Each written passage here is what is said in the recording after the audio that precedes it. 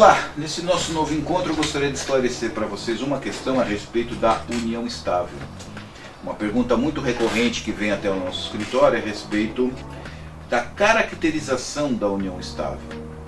É muito comum nós dizermos que haveria que ter um lapso temporal. Há um tempo atrás dizia-se que era 2 anos, chegou-se a dizer que seriam 5 anos ou até mais.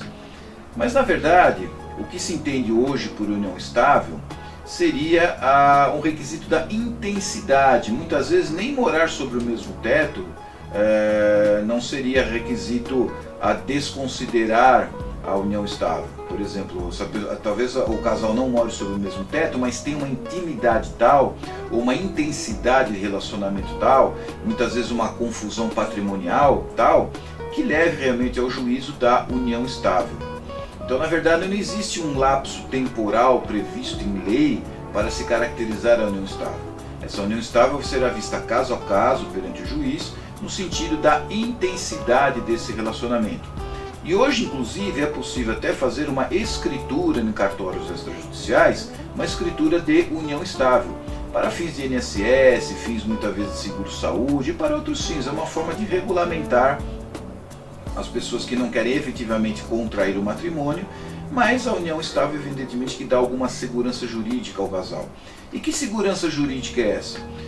Imagine o que é muito comum acontecer, a separação desse casal que vive em união estável. Como é que fica a questão da relação dos bens, da divisão dos bens?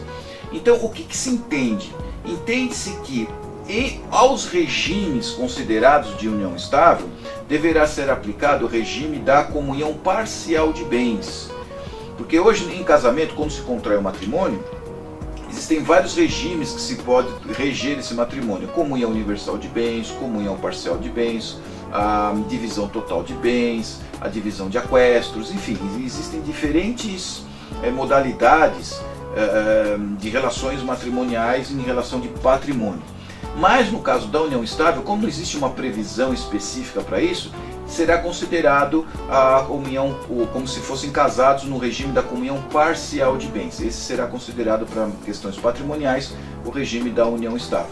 E como se sabe, a comunhão parcial de bens, existe a confusão patrimonial evidentemente a partir do casamento, ou seja, será considerado para a divisão dos bens aqueles bens adquiridos a partir de uma determinada data de onde se considerar que iniciou a união estável.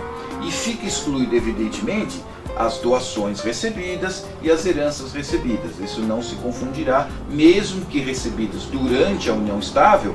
Se um dos cônjuges ou dos unidos estavelmente receberem uma herança ou uma determinada doação, esses bens não se confundem, não se misturam, não concorrerão para a separação do casal. Mas a tônica, eu acho que mestra, para se entender um pouquinho a questão patrimonial de divisão de bens em caso de uma separação em união estável, é que ela será comparada ao casamento contraído dentro do regime da comunhão parcial de bens. Um abraço para vocês e até o nosso próximo encontro.